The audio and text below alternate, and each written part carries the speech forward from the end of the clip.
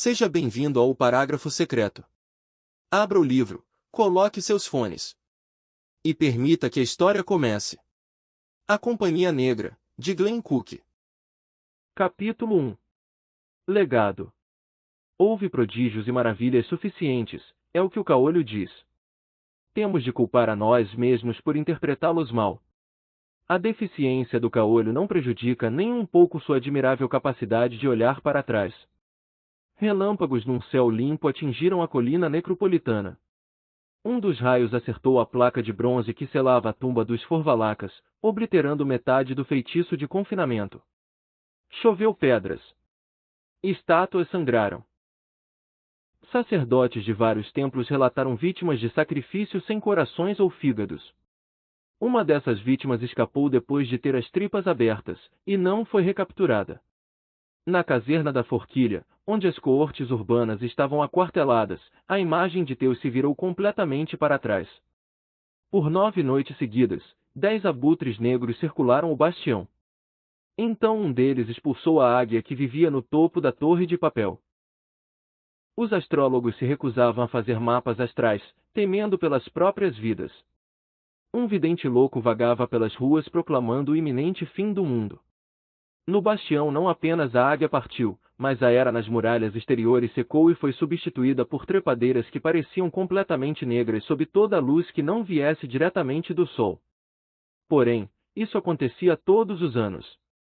Os tolos conseguem encontrar profecias em qualquer evento passado. Mas nós deveríamos ter nos preparado melhor. Nós tínhamos 4 feiticeiros razoavelmente talentosos para vigiar os amanhãs predatórios, mesmo que nunca por meios tão sofisticados quanto a adivinhação utilizando entranhas de ovelha. Ainda assim, os melhores augures são aqueles que veem o futuro com base nos portentos do passado. Eles compilam registros fenomenais. Berílio cambaleia perpetuamente, sempre pronta para se atirar de um precipício ao caos. A rainha das cidades preciosas era velha, decadente e louca, cheia do fedor da degeneração e do mofo moral. Apenas um idiota se surpreenderia com qualquer coisa que vagasse pelas ruas noturnas. Eu tinha aberto completamente todas as persianas, rezando por uma brisa do porto, mesmo que ela trouxesse o cheiro dos peixes podres. Não havia corrente de ar suficiente para fazer tremular uma teia de aranha. Enxuguei o suor do rosto e fiz uma careta para meu primeiro paciente. Pegou chatos no saco de novo, Crespo? O soldado sorriu fracamente, o rosto pálido. É meu estômago, Chagas. A careca de Crespo parecia um ovo de avestruz bem polido. Daí o nome.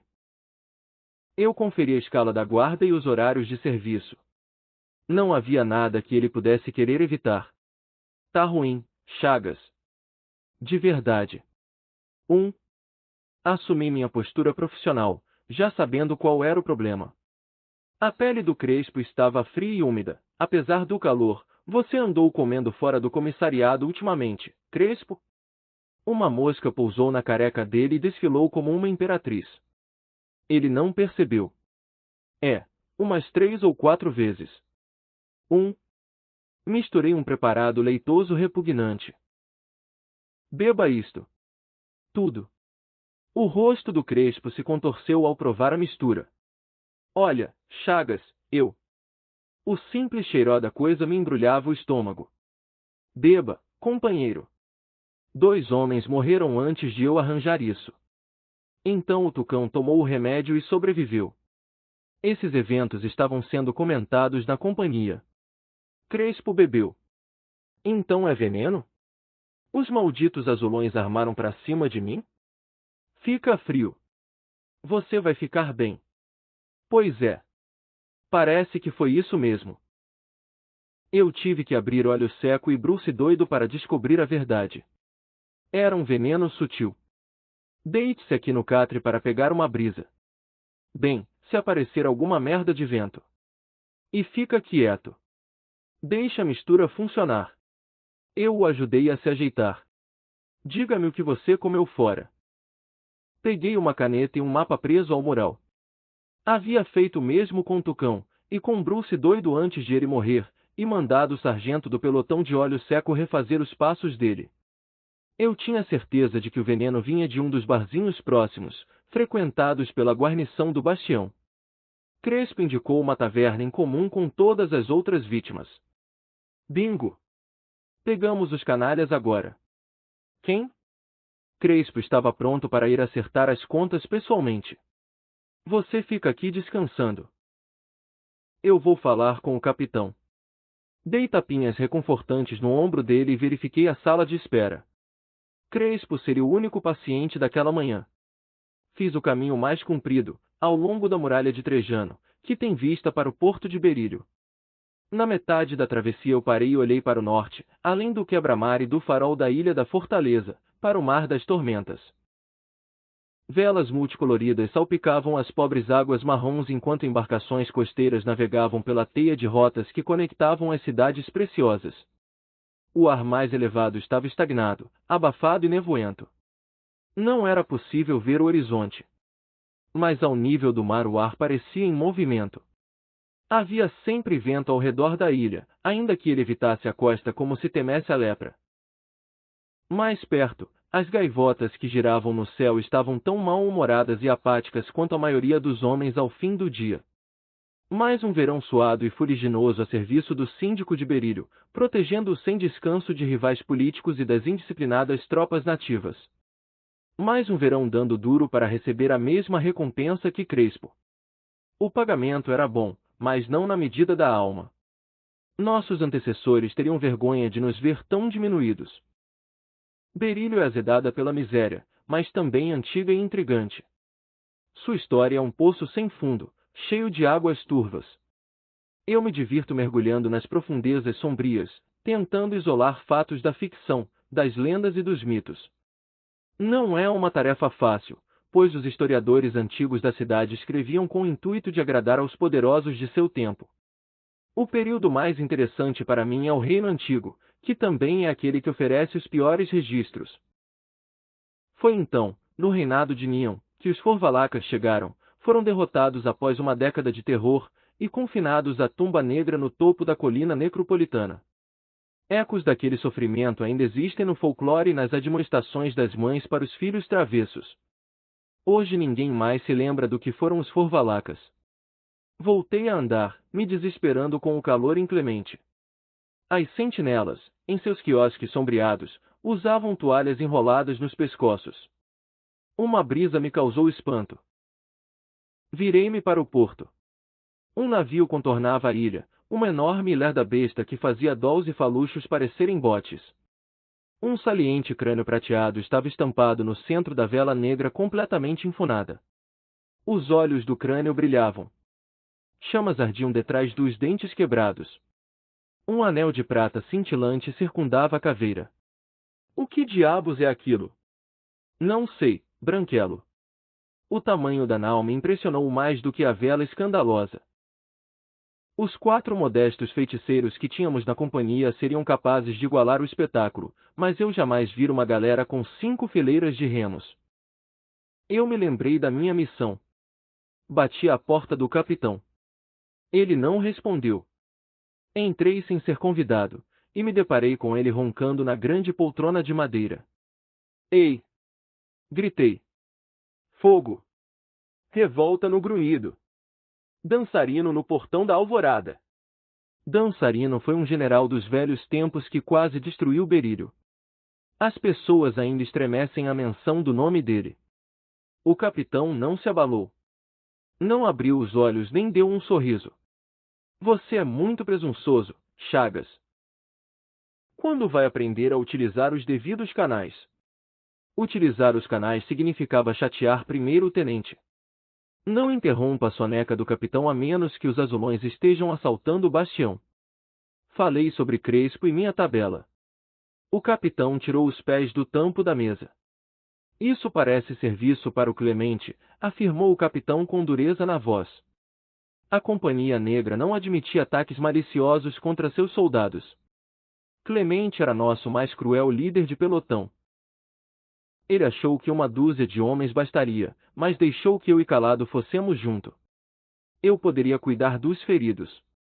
Calado seria útil se os azulões resolvessem pegar pesado.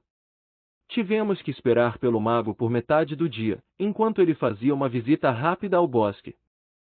O que diabos você andou fazendo? Indaguei quando ele voltou, carregando um saco bem esfarrapado. Ele apenas sorriu. Calado ele é, e calado ele fica. O bar se chamava Taverna da Toupeira. Lugarzinho confortável. Eu tinha passado várias noites lá. Clemente designou 3 homens para a porta de trás e 2 para cada uma das 2 janelas. Mandou outros 2 para o telhado. Todos os prédios de Berílio têm um alçapão no teto. As pessoas dormem no telhado durante o verão. Clemente liderou o resto do grupo taverna adentro. Ele era um sujeitinho pequeno e arrogante, dado a gestos dramáticos. A entrada dele deveria ter sido precedida por trombetas. A multidão ficou paralisada, encarando nossos escudos e nossas lâminas nuas, os fiapos dos rostos severos pouco visíveis por entre as fendas dos elmos. Verus! Gritou Clemente. Traga seu traseiro gordo até aqui. O avô da família responsável pelo estabelecimento apareceu. Ele se aproximou de nós como um vira-lata que espera levar um chute. A clientela começou a cochichar. Silêncio! Trovejou Clemente. Ele conseguia produzir grandes rugidos a partir daquele pequeno corpo. Como podemos lhes ajudar, estimados senhores? Perguntou o velho. Você pode trazer seus filhos e netos aqui, azulão. Cadeiras rangeram. Um soldado bateu com a espada no tampo de uma mesa. Fiquem sentados, ordenou Clemente. Quem estiver apenas almoçando pode ficar tranquilo. Vai ser liberado em 1 hora. O velho começou a tremer. Não entendo, senhor. O que nós fizemos? Clemente sorriu com maldade. Ele faz o papel de inocente muito bem. Estou falando de assassinato, Verus. 2 acusações de assassinato por envenenamento. 2 acusações de tentativa de assassinato por envenenamento. Os magistrados decretaram a punição dos escravos. Ele estava se divertindo. Clemente não era uma das minhas pessoas favoritas. Ele jamais tinha deixado de ser o garoto que arrancava as asas das moscas. A punição dos escravos significava ser deixado para as aves carniceiras após uma crucificação pública. Em Berílio apenas os criminosos eram enterrados sem cremação ou simplesmente deixados sem sepultamento. Uma confusão se iniciou na cozinha. Alguém tentava sair pela porta dos fundos. Nossos homens estavam discordando disso. O salão explodiu. Uma onda de pessoas brandindo adagas se abateu sobre nós. A massa nos empurrou de volta à porta. Os que eram inocentes, obviamente, temiam ser condenados com os culpados. A justiça de Berílio é rápida, rudimentar e raramente dá ao réu uma oportunidade de se defender. Uma adaga escapou por entre os escudos. Um de nossos homens caiu. Não sou um grande guerreiro, mas assumi o lugar dele. Clemente disse algo sarcástico que eu não ouvi direito. Você desperdiçou sua chance de ir para o paraíso, retruquei. Está fora dos registros para sempre. Bobagem. Você não deixa nada de fora. 1 dúzia de cidadãos tombou. O sangue se acumulou em pontos baixos do assoalho. Espectadores se reuniram do lado de fora. Logo algum aventureiro nos atacaria por trás. Uma adaga fez um corte superficial em Clemente. Ele perdeu a paciência. Calado. Calado já estava trabalhando, mas ele era calado. Isso significava nada de barulho e muito pouco brilho ou fúria. Clientes da toupeira começaram a dar tapas no rosto e socar o ar, esquecendo a gente. Eles pulavam e dançavam, agarrando as costas e os traseiros, guinchando e uivando de maneira digna de pena. Vários desmaiaram. O que diabos você fez? Perguntei. Calado sorriu, exibindo dentes afiados. Ele passou a mão escura sobre meus olhos. Viu toupeira por um ponto de vista um pouco diferente. A bolsa que ele tinha arrastado de fora da cidade se revelou um daqueles ninhos de vespas que podem ser encontrados, se você for azarado, nas florestas ao sul de Berílio. Os ocupantes eram os monstros parecidos com zangões que os camponeses chamavam de vespas glabras. Elas têm um temperamento horrendo, sem igual na natureza. Atacaram rapidamente os clientes da toupeira, sem incomodar nossos rapazes. Bom trabalho, Calado, comentou Clemente, após descontar sua raiva em vários dos civis. Em seguida, arrebanhou os sobreviventes até a rua. Examinei nosso irmão golpeado enquanto o soldado ileso dava cabo dos feridos. Economizar o preço de um julgamento e do carrasco ao síndico, era assim que Clemente chamava aquilo. Calado observou, ainda sorrindo. Ele também não é muito bonzinho, mesmo que poucas vezes participe diretamente. Levamos mais prisioneiros do que esperávamos. Tinha um monte deles. Os olhos de Clemente cintilavam. Obrigado, Calado. A fila se estendia por um quarteirão. A sorte é uma vadia fugaz. Ela nos levará à taverna da toupeira num momento crítico. Ao fuçar pelo lugar, nosso feiticeiro tinha descoberto um prêmio, um grupo oculto num esconderijo sob a adega. Dentre eles se encontravam alguns dos azulões mais conhecidos. Clemente matraqueou, se perguntando em voz alta qual seria o tamanho da recompensa que nosso informante merecia. Não existia informante algum. A tagarelice era apenas para evitar que nossos magos de estimação virassem os alvos principais. Nossos inimigos rastejariam pelos esgotos, procurando espiões fantasmas. Leve-os para fora, comandou Clemente. Ainda sorrindo, ele encarou a multidão emburrada.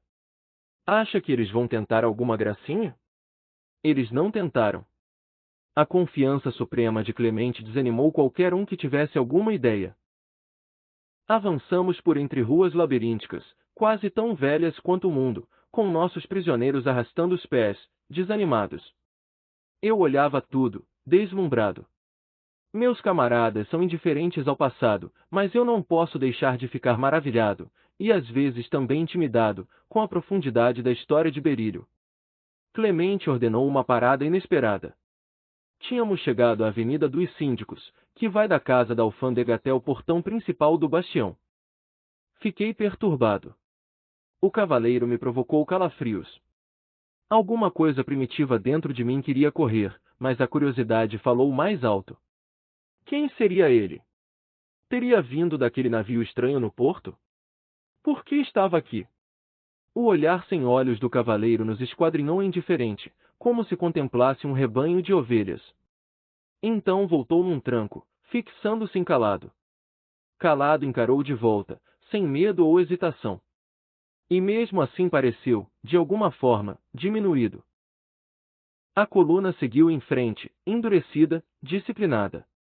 Estremecido, Clemente botou nosso grupo para andar novamente. Entramos no bastião apenas alguns metros atrás dos forasteiros. Tínhamos capturado a maior parte dos líderes mais conservadores dos azulões. Quando os rumores da batida se espalharam, os tipos voláteis resolveram botar os músculos para trabalhar e iniciaram algo monstruoso. O clima perpetuamente abrasivo faz coisas terríveis com a razão dos homens. A turba de Berílio é selvagem. Os tumultos e revoltas acontecem quase sem provocação. Quando as coisas vão mal, os mortos chegam aos milhares. Esta foi uma das piores vezes. O exército é metade do problema. Uma sucessão de síndicos fracos e que permaneceram pouco tempo no cargo fez com que a disciplina relaxasse. As tropas estão fora de controle agora. Geralmente, porém, os soldados agem contra os desordeiros. Eles consideram a supressão de tumultos uma licença para saquear. O pior aconteceu. Várias coortes da caserna da forquilha exigiram uma doação especial antes de obedecer à diretriz de restabelecer a ordem. O síndico se recusou a pagar. As coortes se amotinaram. O pelotão de Clemente rapidamente estabeleceu um ponto de resistência perto do portão do lixo e conteve todas as 3 coortes. A maioria de nossos homens morreu, mas nenhum fugiu. Clemente perdeu um olho, um dedo, foi ferido no ombro e no quadril, e tinha mais de 100 furos no escudo quando os reforços chegaram. Ele foi trazido até mim mais morto do que vivo. No fim, os amotinados preferiram se espalhar para não ter de enfrentar o resto da Companhia Negra. O levante foi o pior que alguém podia se lembrar. Perdemos quase 100 irmãos tentando suprimi-lo. Mal poderíamos nos dar ao luxo de perder um. No grunhido as ruas estavam cobertas de cadáveres. Os ratos engordaram. Nuvens de abutres e corvos migraram para a cidade, vindos do campo. O capitão mandou a companhia se retirar para o bastião. Deixem que o levante acabe sozinho, afirmou ele. Já fizemos demais. O humor dele estava além do amargor, enojado. Nosso contrato não exige que nós cometamos suicídio. Alguém fez uma piada sobre nós cairmos sobre nossas espadas. Parece que é isso que o síndico espera. Berílio tinha destruído nossa moral, mas não havia deixado ninguém tão desiludido quanto o capitão. Ele se culpava por nossas perdas. De fato, ele tentou renunciar ao comando.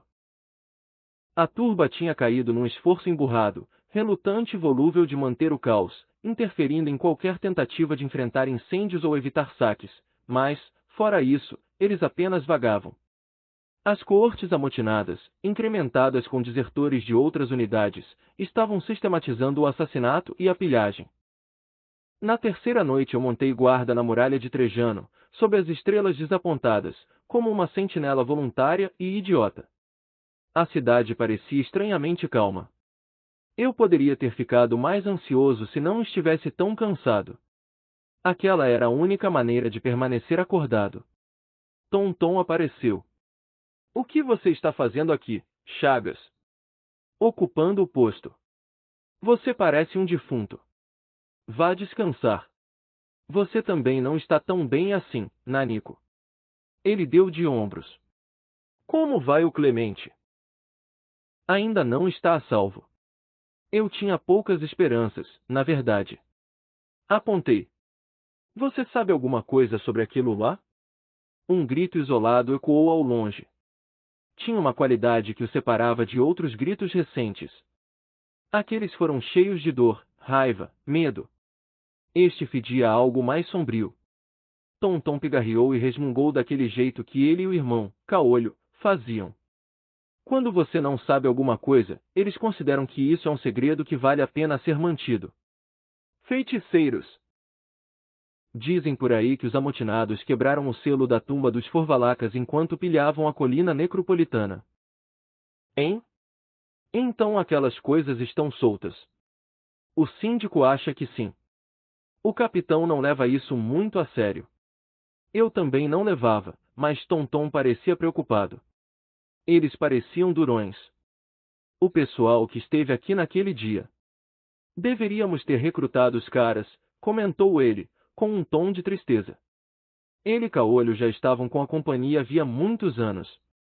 Tinham visto boa parte de seu declínio. Por que eles estiveram aqui? Tonton deu de ombros. Vá descansar, Chagas. Não se mate. Não vai fazer a menor diferença no fim. Ele saiu andando devagar, perdido na selva dos próprios pensamentos. Eu levantei uma das sobrancelhas. Ele estava muito deprimido. Dei as costas aos incêndios e luzes e à perturbadora ausência de barulho. Meus olhos insistiam em se fechar, minha visão se enevoava. Tonton estava certo. Eu precisava dormir. Das trevas veio mais um daqueles gritos estranhos e sem esperança. Desta vez mais perto. Levanta, Chagas. O tenente não foi gentil. O capitão quer ver você no refeitório dos oficiais. Eu grunhi. Xinguei. Ameacei violência de primeiro grau. Ele sorriu, apertou o nervo do meu cotovelo, me fez rolar para o chão. Já levantei, resmunguei, tateando em busca das minhas botas. O que foi? Ele já tinha ido. Clemente vai sobreviver, Chagas? Indagou o capitão. Acho que não, mas já vi milagres maiores. Os oficiais e sargentos estavam todos lá. Você quer saber o que está acontecendo? Comentou o capitão. O visitante daquele dia era um enviado de além-mar. Ofereceu uma aliança. O poderio militar do norte em troca do apoio das frotas de Berílio. Me soou bastante razoável. Mas o síndico está sendo teimoso. Ele ainda está aborrecido com a conquista de Opala. Sugeri a ele que fosse mais flexível. Se esses nortistas forem vilões, então a opção de aliança poderia ser o menor dentre muitos males. Melhor ser um aliado que um súdito. Nosso problema é, que posição tomar, se o legado pressionar? Nós nos negaríamos a lutar contra esses nortistas, se ele der a ordem? Indagou Manso. Talvez. Lutar contra um mago poderia ser nosso fim. Bah! A porta do refeitório foi aberta de supetão. Um homenzinho pardo e magricelo, precedido por um enorme bico aquilino que lhe servia de nariz, irrompeu o refeitório adentro. O capitão se levantou num salto e bateu os calcanhares. Síndico! O nosso visitante bateu com os 2 punhos na mesa. Você mandou seus homens recuarem para o bastião. Não estou pagando vocês para se esconderem como cães açoitados. Também não está nos pagando para sermos mártires, respondeu o capitão na voz de argumentar com idiotas dele. Somos uma guarda pessoal, e não a polícia. Manter a ordem é tarefa das coortes urbanas. O síndico estava cansado, perturbado, assustado, em seu último fôlego emocional. Como todo mundo. Seja razoável, sugeriu o capitão. Berílio já está em um caminho sem volta. O caos governa as ruas. Qualquer tentativa de restaurar a ordem fracassará. A cura agora é a doença. Gostei disso. Tinha começado a odiar Berílio. O síndico pareceu encolher. Ainda tem os forvalacas. E aquele abutre do norte, esperando além da ilha. Tonton acordou de uma meia soneca. Além da ilha, você disse? Esperando que eu vá implorar. Interessante. O pequeno feiticeiro voltou à soneca. O capitão e o síndico começaram a discutir os termos de nosso contrato.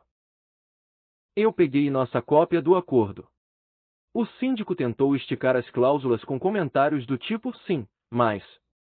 Claramente, ele gostaria de lutar se o legado nortista começasse a mostrar as garras. Elmo começou a roncar. O capitão nos dispensou, voltando a argumentar com nosso empregador. Acho que 7 horas valem como uma noite de sono. Não estrangulei Tonton quando ele me acordou. Mas resmunguei e reclamei até que ele ameaçou me transformar num asno zurrando no portão da alvorada. Só então, depois de eu ter me vestido e me juntado a vários outros, percebi que não fazia a menor ideia do que estava acontecendo. Vamos examinar uma tumba, explicou Tonton. Hein? Não sou muito esperto de manhã. Vamos à colina necropolitana para dar uma olhada na tumba dos forvalacas. Espera aí. Covarde? Sempre achei que você fosse, Chagas. Do que você está falando? Não se preocupe. Você terá 3 feiticeiros de primeira com você, sem nada mais para fazer a não ser pajear seu traseiro. Caolho queria vir também, mas o capitão quer que ele fique por perto. Eu só quero saber por que nós vamos lá. Para descobrir se vampiros existem. Eles poderiam ser uma armação de seu navio assustador. Truque bacana. Talvez nós devêssemos ter pensado nisso. A ameaça dos forvalacas tinha feito o que nenhum exército seria capaz, acalmar os tumultos. Tonton concordou com a cabeça e arranhou o pequeno tambor que lhe deu o nome. Eu arquivei o pensamento. Ele é pior que o irmão na hora de admitir os pontos fracos. A cidade estava quieta como um velho campo de batalha. Como um campo de batalha, estava cheia de fedor, moscas, saqueadores de cadáveres e mortos. Os únicos sons eram o pisar de nossas botas, e em uma ocasião, o choro lamentoso de um cão triste que montava guarda junto ao dono morto. O preço da ordem, murmurei. Tentei fazer o bicho fugir, mas ele não se moveu. O custo do caos, retrucou Tonton. Tom, ele fez no tambor. Não são exatamente a mesma coisa, Chagas. A colina necropolitana é mais alta que a base do bastião. Do claustro superior, onde ficam os mausoléus dos ricos, eu podia ver o navio nortista. Lá está ele, parado, esperando, comentou Tonton. Como afirmou o síndico. Por que eles simplesmente não invadem? Quem poderia impedi-los? Tonton deu de ombros. Ninguém mais opinou. Alcançamos a famosa tumba. Tinha a aparência certa para o papel que desempenhava nos rumores e lendas. Era muito, muito velha, definitivamente atingida por relâmpagos, e profanada por marcas de ferramentas. Uma grossa porta de carvalho havia sido arrombada. Lascas e estilhaços jaziam espalhados por vários metros em volta. Duende, Tonton e Calado juntaram as cabeças. Alguém fez uma piada, dizendo que talvez assim eles somassem um cérebro inteiro. Duende e Calado então assumiram posições aos lados da porta, alguns passos mais atrás. Tonton estava virado de frente para a entrada. Ele pisoteou como um touro pronto para disparar, encontrou o lugar certo e se agachou com os braços erguidos de maneira estranha, como uma paródia de um mestre de artes marciais. E que tal vocês imbecis abrirem a porta? Rosnou o feiticeiro. Idiotas! Eu tinha que ter trazido idiotas. Tum-tum no tambor. Parados aí com o dedo no nariz. Alguns de nós agarramos a porta arruinada e puxamos com força. Estava arrebentada demais para oferecer resistência. Tonton batucou o tambor, soltou um grito malévolo e pulou para dentro. Duende saltitou até a porta atrás dele. Calado avançou num deslizar veloz. Dentro, Tonton soltou um guincho de rato e começou a espirrar. Ele cambaleou para fora, com olhos lacrimejantes, esfregando o nariz com as palmas das mãos. Ele soava como se estivesse muito resfriado quando finalmente falou. Não era um truque. Sua pele negra como ébano tinha se tornado cinzenta. O que você quer dizer? Inquiri. Tonton indicou a tumba com um gesto brusco do polegar. Duende e Calado estavam lá dentro agora. Eles começaram a espirrar. Eu fui até a porta e espiei. Não conseguia ver nada. Apenas poeira grossa sob o facho de luz do sol que passava perto de mim. Então eu entrei. Meus olhos se acostumaram à escuridão. Havia ossos por todos os lados. Ossos amontoados, ossos empilhados, ossos organizados minuciosamente por alguma coisa insana. Eram ossos estranhos, parecidos com os de homens, mas de proporções estranhas para meus olhos de médico. Acredito que eram 50 corpos, originalmente. Forvalacas com certeza, porque Berílio enterra seus vilões sem cremá-los. Havia cadáveres recentes também. Contei 7 soldados mortos antes de começar a espirrar. Eles vestiam as cores de uma das coortes amotinadas. Arrastei um dos corpos para fora, soltei-o, cambaleei alguns passos, vomitei ruidosamente. Quando recuperei o controle, eu me virei para examinar meu saque. Os outros se posicionaram em volta, pálidos. Isso não foi coisa de fantasma, afirmou o duende. Tonton balançou a cabeça. Ele estava mais perturbado que qualquer um dos outros. Mais perturbado do que poderia se esperar, eu pensei. Calado se pôs a trabalhar, conjurando de alguma forma uma agitada e pequena brisa arrumadeira que entrou ventando pela porta do mausoléu e depois saiu, com as saias carregadas de poeira e do fedor da morte. Está tudo bem? Perguntei a Tonton. Ele olhou meu kit médico e me tranquilizou com um aceno. Vou ficar legal. Foi só uma lembrança. Dei a ele um minuto, e então incitei. Uma lembrança? Nós éramos garotos, Caolho e eu. Tinham acabado de nos vender para Enigamo, para que virassem os aprendizes dele. Um mensageiro veio de uma vila nas montanhas. Tonton se ajoelhou ao lado do soldado morto. Os ferimentos são idênticos. Fiquei abalado. Nada humano matava daquele jeito, porém o estrago parecia deliberado, calculado, o trabalho de uma inteligência maligna. Isso tornava tudo aquilo mais horrível. Engoli em seco, me ajoelhei e comecei o meu exame. Calado e Duende entraram na tumba. Duende tinha uma pequena bola de luz âmbar rolando nas mãos em concha. Sem sangramento, observei.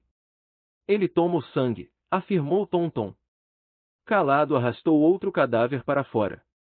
E os órgãos também, quando há tempo. O segundo cadáver tinha sido aberto da virilha à garganta. O coração e o fígado estavam ausentes. Calado voltou para dentro. Duende saiu. Ele se sentou numa lápide quebrada e balançou a cabeça. Bem? Inquiriu Tonton. Definitivamente, é a coisa de verdade. Não foi nenhum truque do nosso amigo, apontou. Os nortistas continuavam a patrulhar em meio a pescadores e naus de cabotagem. Havia 54 deles selados aqui. Eles se comeram uns aos outros. Este era o último restante. Tonton se levantou num salto, como se tivesse levado um tapa. O que houve? Perguntei. Isso significa que a coisa era a mais maléfica, astuta, cruel e insana dentre todas. Vampiros, murmurei. Nos dias de hoje. Não é exatamente um vampiro. Esse é o homem-leopardo, o híbrido que caminha sobre duas pernas de dia e quatro à noite. Eu já tinha ouvido falar em lobisomens e homens-ursos.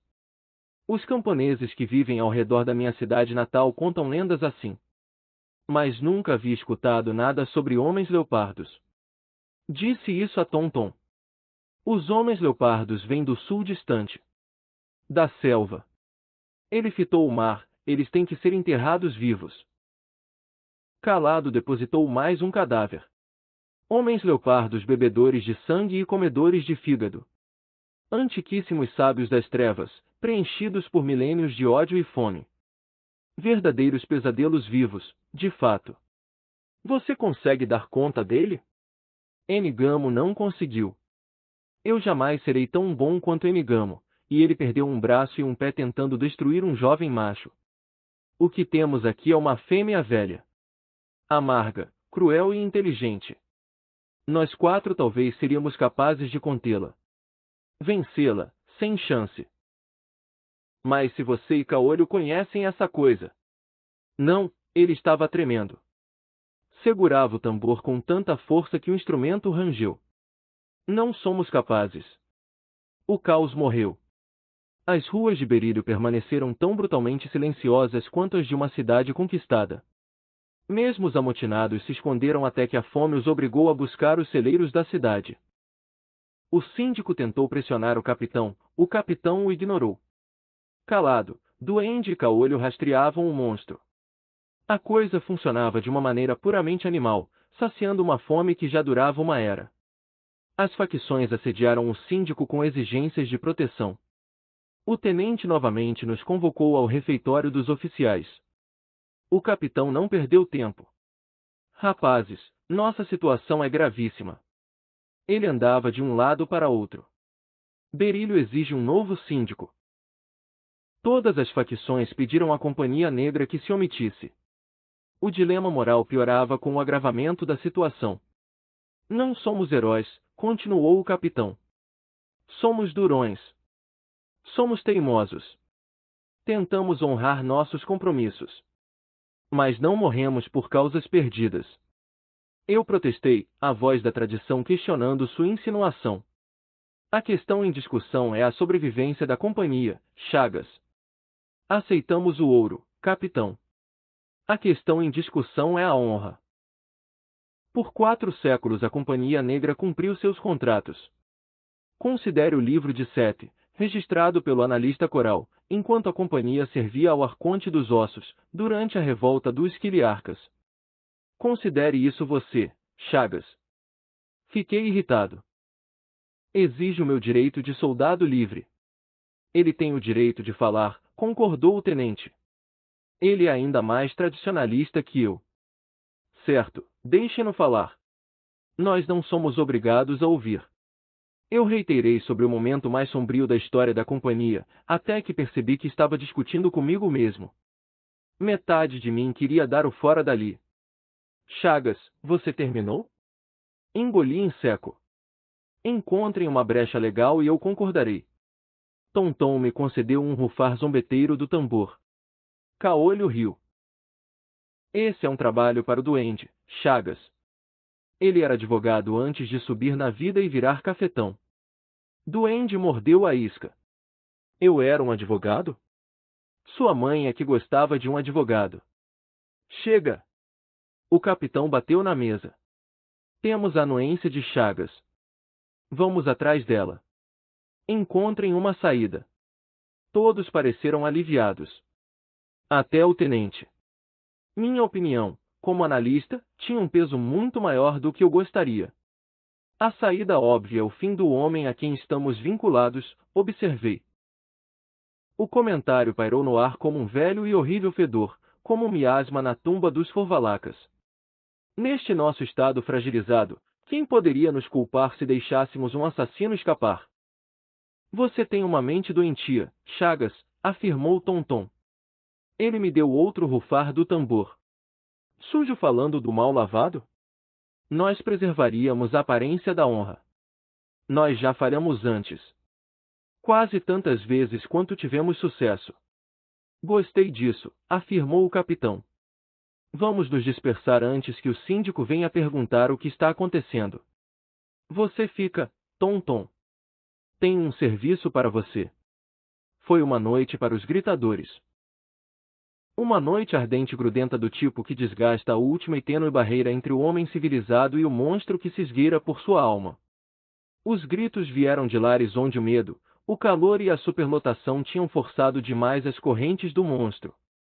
Um vento frio veio rugindo do golfo, perseguido por imensas nuvens de tempestade com relâmpagos que dançavam nos cabelos. O vento varreu o fedor de berílio. O temporal lavou as ruas. Sob a luz da manhã, Berílio parecia outra cidade, tranquila, fresca e limpa. As ruas estavam salpicadas de poças no caminho para as docas. A água da chuva ainda transbordava das sarjetas. Quando chegasse o meio-dia, o ar estaria pesado novamente, e mais úmido que nunca. Tonton nos esperava no barco que ele tinha alugado. Quanto você embolsou nesta transação? Esta banheira parece que vai afundar antes de passar pela ilha. Nenhum cobre, Chagas. Ele soou desapontado. Tonton e o irmão são grandes larápios e negociantes no mercado negro. Nenhum cobre. Este barco aqui é bem melhor do que parece. O mestre dele é um contrabandista. Vou confiar em sua palavra.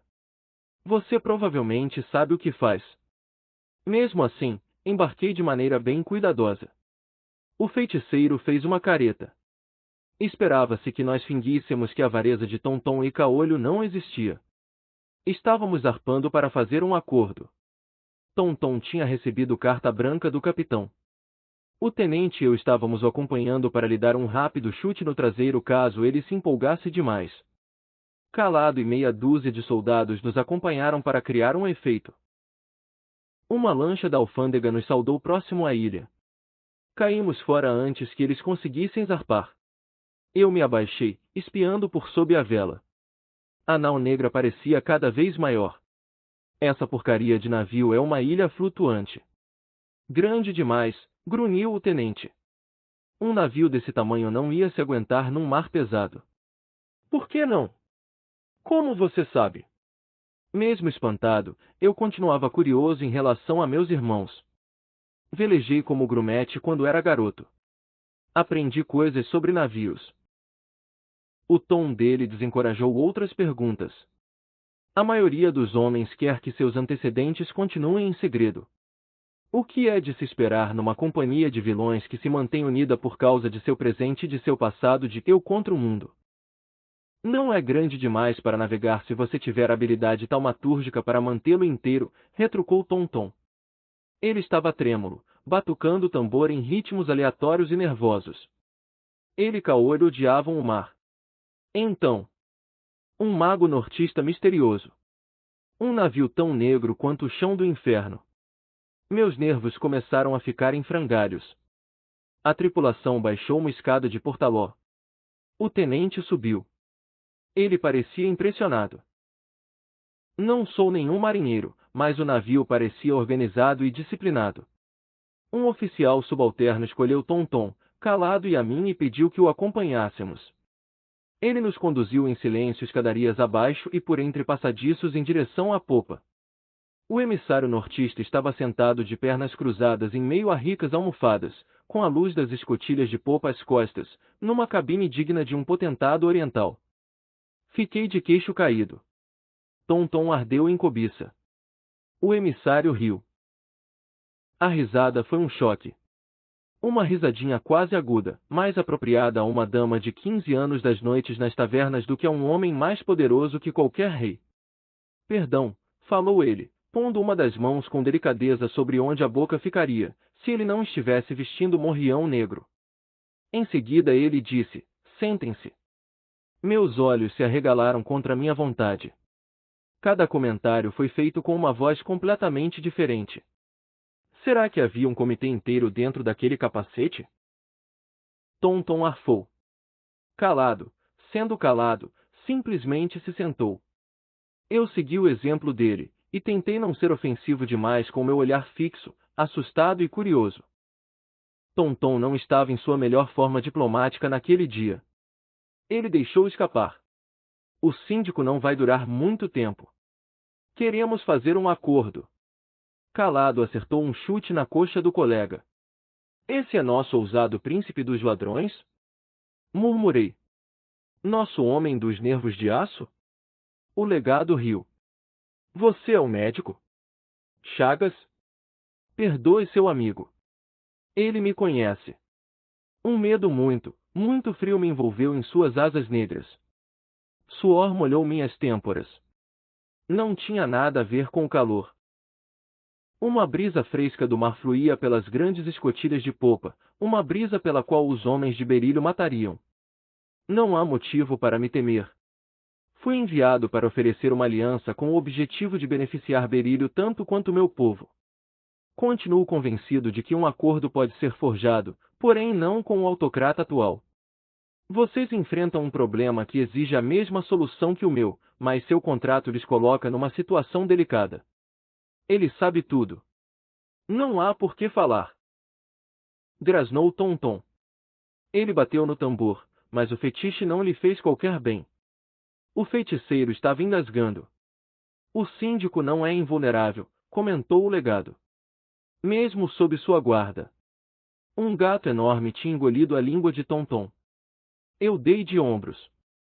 Suponhamos que o síndico expire enquanto sua companhia defende o bastião contra a turba. Seria o ideal, respondi. Mas isso ignora a questão de nossa segurança subsequente. Vocês repelem a turba e, então, descobrem a morte. Não estão mais empregados, de forma que deixam Berílio. E vamos para onde? Como vamos escapar de nossos inimigos? As coortes urbanas nos perseguiriam. Diga ao seu capitão o seguinte, ao ser descoberta a morte do síndico, se eu receber um pedido por escrito para mediar a sucessão, minhas forças substituirão as suas no bastião. Vocês deixariam Berílio e acampariam no Pilar da Agonia. O Pilar da Agonia era a ponta de lança de uma península de giz esburacada por incontáveis caverninhas. Ele se estende sobre o mar a um dia de marcha para leste de Berílio. Há um farol torre de vigia lá. O nome vem do gemido que o vento faz ao passar pelas cavernas. Aquilo é uma maldita armadilha. Esses idiotas iriam nos sitiar e rir até que comêssemos uns aos outros. Um problema facilmente resolvido com barcos para tirar vocês de lá. Din-din. Um alarme soou 10 centímetros detrás de meus olhos. Esse filho da mãe estava jogando conosco. E por que diabos você faria isso? Sua companhia estaria desempregada. Precisamos de bons soldados do norte. Din-din. O velho sino continuou tocando. Ele queria nos contratar? Para quê? Alguma coisa me disse que não era hora de perguntar. Mudei de assunto. E quanto ao Forvalaca? Faça um zigue quando eles esperam um zague. Aquela coisa que fugiu da cripta?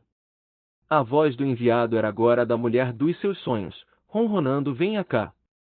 Eu posso ter trabalho para ela também. Você é capaz de controlá-la? Uma vez que ela tenha cumprido seu propósito. Pensei no relâmpago que tinha obliterado um feitiço de confinamento numa placa que resistira por 1 milênio a tentativas de invasão. Guardei minhas suspeitas longe de minha expressão, tenho certeza de que o fiz. Mas o emissário riu. Talvez, médico. Talvez não. Um quebra-cabeça interessante, não é? Voltem ao seu capitão. Decidam-se. Rapidamente. Seus inimigos estão prontos para atacar. Ele nos dispensou com um gesto. É só entregar a caixa. Rosnou o capitão a Manso. Então volte correndo. Manso pegou a caixa de mensageiro e então partiu. Alguém mais quer discutir? Vocês cretinos tiveram sua chance de se livrar de mim. E estragaram tudo. Os ânimos estavam exaltados. O capitão tinha feito uma contraproposta ao legado, e recebeu uma oferta de patronato caso o síndico morresse. Manso estava levando a resposta do capitão ao enviado. Vocês não sabem o que estão fazendo, murmurou Tonton. Vocês não sabem com quem estão se metendo. Então me diga. Não? Chagas, como estão as coisas lá fora? Eu tinha sido mandado para fazer o reconhecimento da cidade. É uma peste mesmo. Não se parece com nenhuma que eu já tenha visto antes, porém. O Furvalaka deve ser o vetor. O capitão apertou os olhos em minha direção. Conversa de médico. O vetor é o portador da doença. A peste se espalha em bolsões ao redor das vítimas dele. Quanto tempo ainda? 2 dias? No máximo 3. O capitão mordeu o lábio. A situação complicada estava se complicando. Temos que... Um tribuno da guarnição irrompeu pela porta. Há uma turba no portão. Eles trouxeram um ariete. Vamos lá, decidiu o capitão. Levamos apenas alguns minutos para dispersá-los. Alguns projéteis e panelas de água fervente. Eles fugiram, nos lançando maldições e insultos. A noite chegou.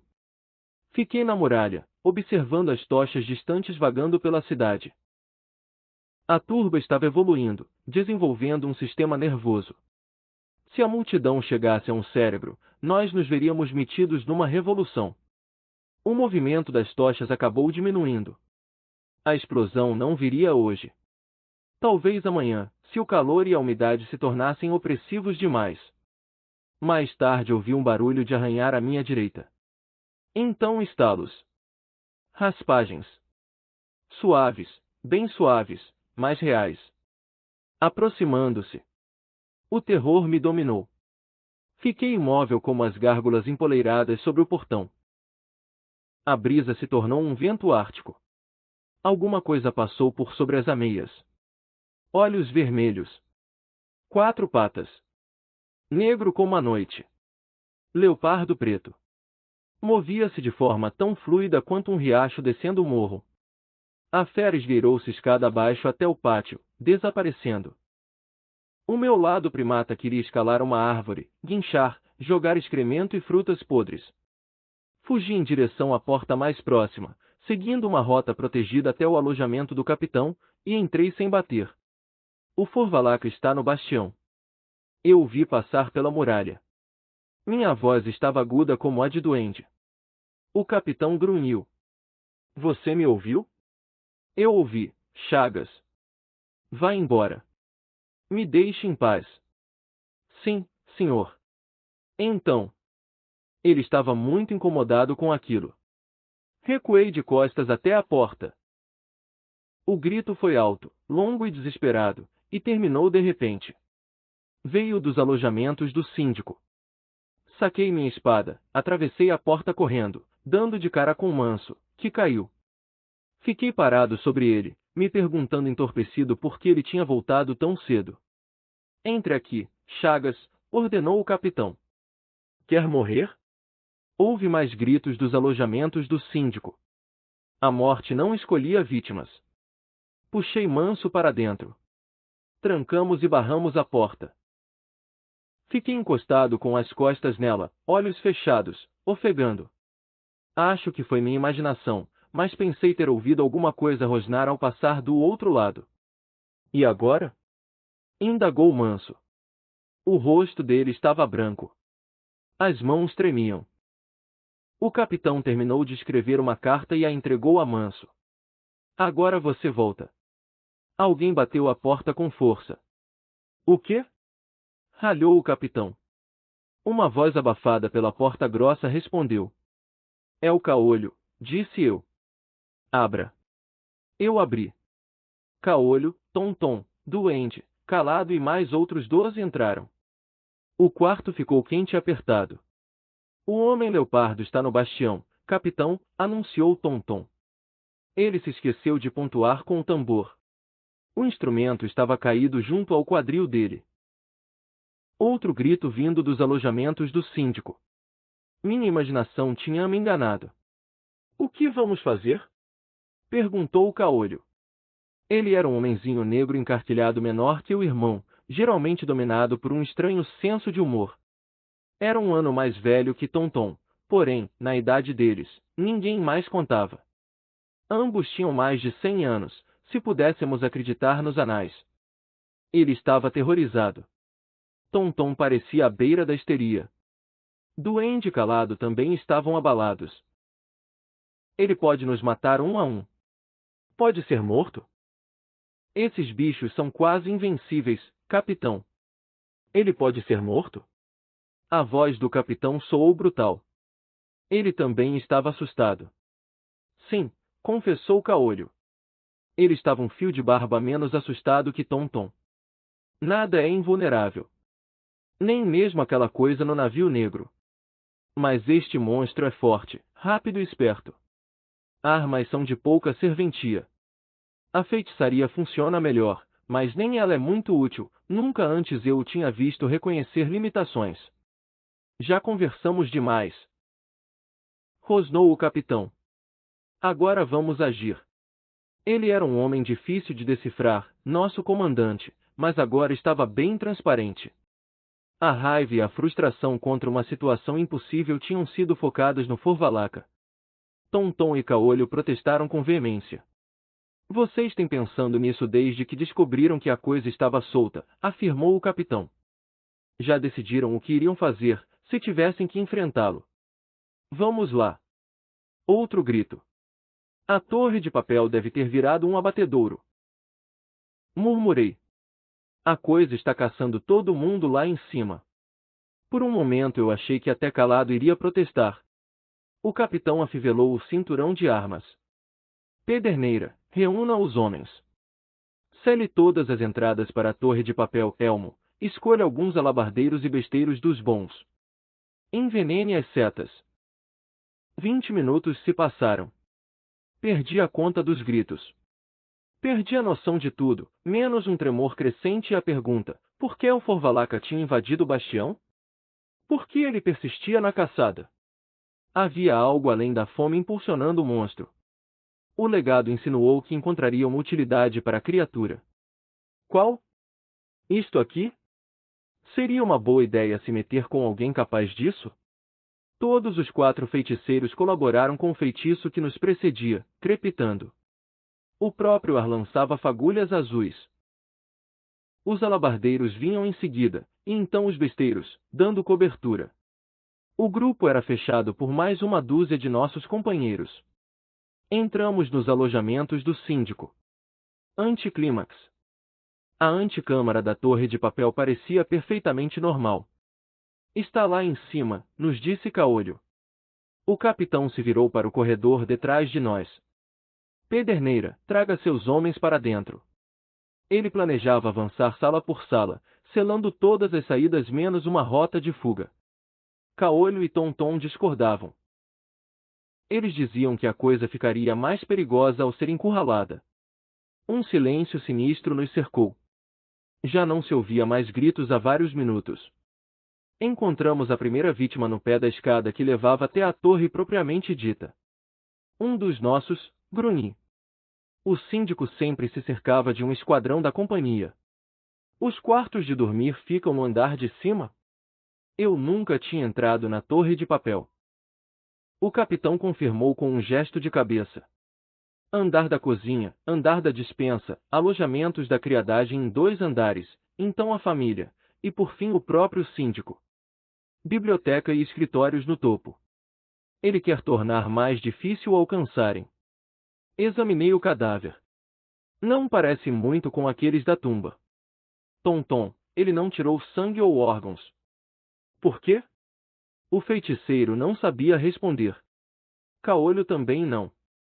O capitão espiou as sombras acima. Agora vai ficar mais complicado. Alabardeiros, um degrau de cada vez. Mantenham as alabardas com as pontas abaixadas. Bestas, sigam 4 ou 5 degraus mais atrás. Atirem em qualquer coisa que se mover. Espadas desembainhadas, todo mundo. Caolho, mande seu feitiço na frente. Crepitar. 1 degrau, 2 degraus, silenciosamente. Fedor de medo. Quan, um dos homens disparou a besta acidentalmente. O capitão cuspiu e xingou como um vulcão mal-humorado. Não havia nada para se ver. Alojamentos dos serviçais. Sangue espirrado nas paredes. Cadáveres e pedaços de corpos jaziam por todas as partes, em meio à mobília invariavelmente estilhaçada e arrebentada. Temos homens durões na companhia, porém mesmo os mais frios ficaram abalados. Até eu, que, como médico, vejo o pior que o campo de batalha tem a oferecer. Capitão, vou buscar o resto da companhia, afirmou o tenente. Esse monstro não vai escapar. O tom de voz dele não admitia discordância. O capitão apenas concordou com a cabeça. O massacre tinha aquele efeito. O medo desapareceu de certa forma. A maioria de nós decidiu que aquela criatura precisava ser destruída. Um grito soou acima. Era como uma provocação atirada em nossa direção, nos desafiando a seguir em frente. Homens de olhos endurecidos subiram a escada.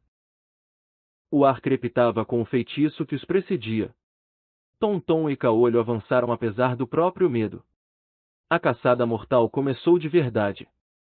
Um abutre havia expulsado a águia que se aninhava no topo da torre de papel, um presságio verdadeiramente horrendo. Eu não tinha esperanças quanto a nosso empregador. Subimos 5 andares. Era sangrentamente óbvio que o Forvalaca tinha visitado cada um deles. Tonton ergueu a mão de súbito, e apontou. O Forvalaca estava por perto. Os alabardeiros se ajoelharam detrás das armas e os besteiros miraram as sombras. Tonton esperou por meio minuto. Ele, Caolho, Calado e Duende perscrutaram atentamente, ouvindo alguma coisa que o resto do mundo poderia apenas imaginar. Ela está esperando, finalmente foi dito. Tomem cuidado. Não ofereçam uma abertura à criatura. Fiz uma pergunta estúpida, certamente atrasada demais para ter alguma utilidade. Não deveríamos usar armas de prata? Pontas de setas e lâminas? Tonton me olhou confuso. De onde venho? Os camponeses dizem que você tem de matar lobisomens com prata. Bobagem. Você os mata do mesmo jeito que mata qualquer outra coisa.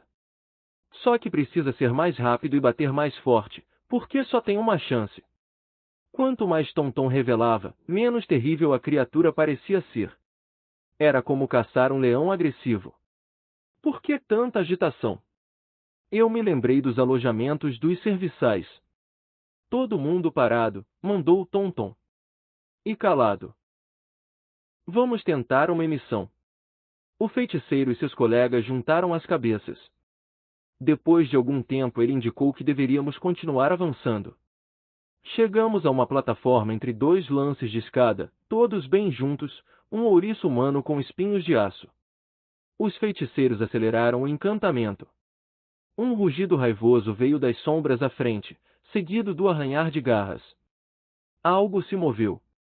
Bestas vibraram. Outro rugido, quase zombeteiro. Os magos juntaram as cabeças novamente. O legado estava trocando seus soldados por nós. Eu suspeitava que iríamos ser usados, que estávamos embarcando em algo mais sinistro do que poderíamos imaginar. Várias vezes, durante a espera, ouvi um uivo distante. Primeiro achei que fosse a canção do pilar. Mas não havia vento algum. Quando soou de novo eu perdi todas as dúvidas. Fiquei todo arrepiado. O intendente, o capitão, o tenente, Calado, Duende, Caolho e eu esperamos até o último barco. Eu não vou, anunciou Caolho quando o contramestre nos chamou a bordo. Embarque, ordenou o capitão, com voz gentil. É nessas horas que ele é perigoso. Estou me demitindo. Vou pro sul. Já se passou muito tempo, eles já devem ter me esquecido. O capitão apontou para o tenente, calado, duende para mim e depois indicou o barco com o polegar. Caolho berrou. Vou transformar todo mundo em avestruz. Calado tapou sua boca com a mão. Corremos com ele até o bote, e Caolho se debatia como uma cobra numa fogueira. Você fica com a família, sussurrou o capitão. No 3, guinchou o duende, feliz, e então contou. O pequeno homem negro voou numa parábola até o bote, girando no ar. Ele apareceu sobre a lateral da embarcação, xingando e nos cobrindo de cuspe. Rimos ao vê-lo mostrar tanta emoção. Duende liderou a investida que prendeu Caolho ao banco de remador. Os marinheiros empurraram nosso barco. No momento em que os remos bateram na água, Caolho sossegou. Ele parecia um homem a caminho da forca. O navio tomou forma, uma silhueta indeterminada que assomava um pouco mais que as trevas em volta. Ouvi as vozes dos marujos, que soavam vazias através da névoa, a madeira rangendo, polias sendo usadas, muito antes que eu pudesse ter certeza do que via. Nosso barco parou ao pé de uma escada de portaló. O uivo soou de novo. Caolho tentou se atirar no mar. Nós o detivemos. O capitão aplicou o calcanhar de sua bota ao traseiro do mago.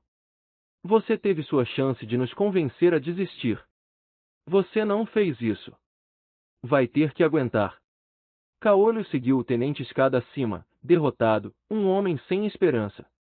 Um homem que deixará um irmão morto e agora estava sendo forçado a se aproximar do assassino, contra quem não poderia se vingar.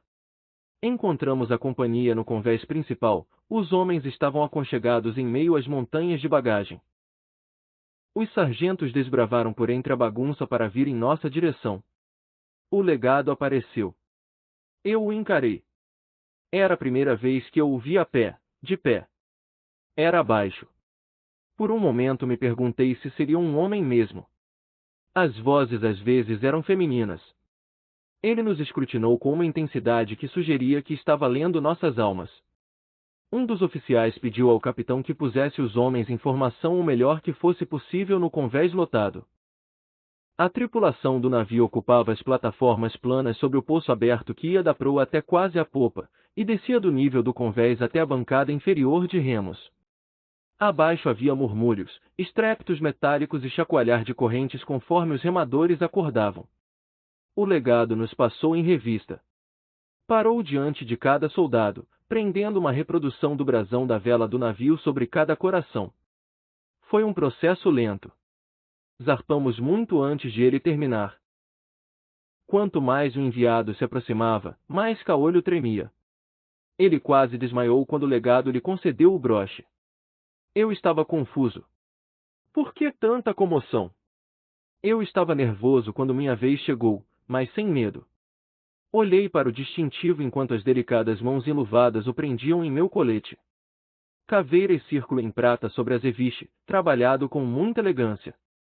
Uma peça cara de joalheria, mesmo que sinistra. Se não estivesse tão abalado, creio que Caolho estaria considerando qual seria a melhor forma de botar o broche no prego. O brasão agora me parecia vagamente familiar. Pelo menos fora do contexto da vela do navio, onde eu o tinha ignorado por considerar que se tratava de puro exibicionismo. Não teria lido ou ouvido falar algo sobre um brasão semelhante em algum lugar? Bem-vindo ao serviço da dama, médico, anunciou o legado. A voz dele era desconcertante. Nunca se encaixava nas expectativas, jamais. Desta vez era musical, melodiosa, como a voz de uma moça colocando algo sobre cabeças mais sábias. A dama? Onde eu tinha encontrado essa palavra usada de tal forma antes, enfatizada como se fosse o título de uma deusa? Uma lenda sombria de tempos antigos. Um uivo de ultraje, dor e desespero preencheu o navio. Surpreso, eu abandonei a formação e corri até a beirada do poço. O forvalacre estava numa grande jaula de ferro ao pé do mastro. Nas sombras ele parecia mudar sutilmente ao perambular, enquanto testava cada uma das barras. Num momento era uma mulher atlética de uns 30 anos, mas segundos depois assumia a forma de um leopardo negro de pé sobre as patas traseiras, arranhando o ferro que o prendia. Lembrei de quando o legado disse que teria algum trabalho para o monstro. Eu o encarei. E a memória veio. Um martelo do diabo cravou estacas de gelo na barriga da minha alma. Eu sabia por que Caolho não queria cruzar o mar. O mal ancestral do norte. Achei que vocês tinham morrido há 300 anos. O legado riu. Você não é muito bom em história. Não fomos destruídos. Apenas acorrentados e enterrados vivos. A risada dele tinha um toque histérico. Acorrentados, enterrados, e por fim, libertados por um idiota chamado Beaumans, Chagas. Eu me acocorei ao lado de Caolho, que enterrou o rosto nas mãos. O legado, o terror nomeado apanhador de almas nas velhas histórias, um demônio pior que 12 forvalacas, riu loucamente. Os tripulantes dele se encolheram. Uma grande piada, alistar a Companhia Negra a serviço do mal. Uma grande cidade tomada e pequenos vilões subornados. Uma brincadeira verdadeiramente cósmica. O capitão se agachou ao meu lado. Explique, Chagas. Então eu lhe contei sobre a dominação, sobre o dominador e a dama dele. O império daqueles dois foi um reino de maldade que o inferno não poderia rivalizar. Eu lhe contei sobre os 10 que foram tomados, dos quais o apanhador de almas era 10 grandes magos, quase semideuses de tão poderosos, que tinham sido sobrepujados pelo dominador e compelidos a servi-lo. Contei sobre a Rosa Branca, a dama general que o havia derrubado, mas cujo poder fora insuficiente para destruir o dominador, a dama e os 10. Ela enterrara todos eles num túmulo selado por encantamentos em algum ponto do mar ao norte. E agora eles voltaram à vida, aparentemente, concluí. Eles governam o Império Nortista. Tonton e Caolho devem ter desconfiado. E nós nos alistamos a serviço deles. Tomados, murmurou o capitão. Bem como Forvalaca. A fera gritou e se atirou contra as barras da jaula. A risada do apanhador de almas flutuava sobre o convés nevoento. Tomados pelo tomado, concordei. O paralelo é desconfortável. Comecei a tremer enquanto mais e mais histórias antigas emergiam em minha mente. O capitão suspirou e fitou a névoa, na direção da Terra Nova. Caolho olhou para a coisa na jaula, com ódio. Eu tentei fazê-lo se acalmar. Ele me afastou. Ainda não, Chagas. Eu preciso entender isto. Entender o quê? Não foi esse que matou Tonton. Não tem as cicatrizes que pusemos nele. Eu me virei lentamente, estudando o legado. Ele riu novamente, olhando para nós. Caolho nunca chegou a entender. E eu nunca lhe contei. Já temos problemas suficientes. Chegamos ao fim de mais um capítulo. Antes de fechar o livro, não esqueça de nos seguir e curtir o vídeo. A história continua. Até o próximo capítulo.